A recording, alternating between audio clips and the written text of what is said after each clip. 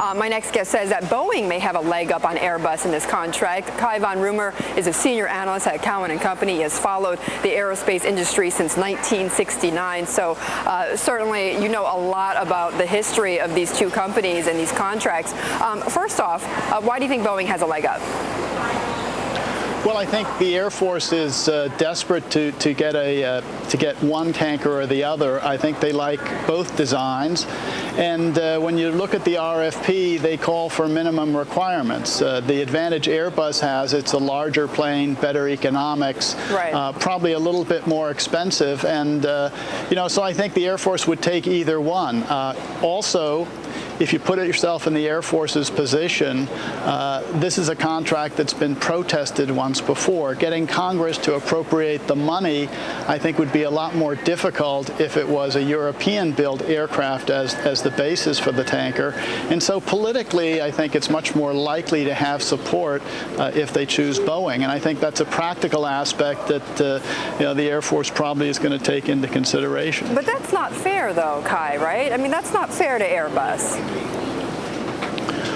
Well, I mean, that's the way the process works is you come up with an RFP, you say what you want, and then two people bid, and you pick the one that meets that criteria. If you go back to the first competition, when you read the RFP, it was a little bit ambiguous. Why?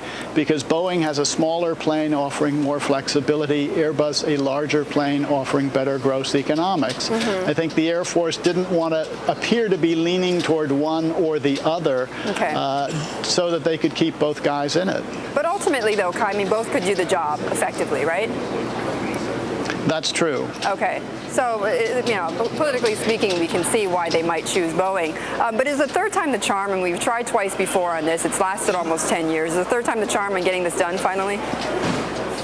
No, I think so. This is a key priority for Secretary Gates. The last KC-135 came off the lines in the mid-1950s, and as you point out, you won't get the next one until 2012 at the earliest. Right. So by the time you replace all of them, it's going to take, a decade. So this clearly is a very high priority for the department. Cai, real quickly, are both contracts, though, or both bids, I mean, are they both going to create jobs, though, and how many jobs would they create here?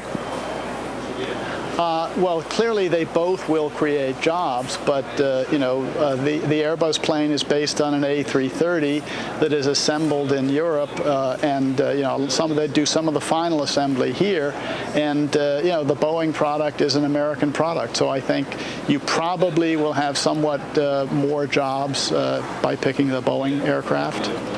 Cai, thanks so much. We'll leave it there, but I really appreciate it. Cai Von Rumohr, senior analyst at Cowen Co.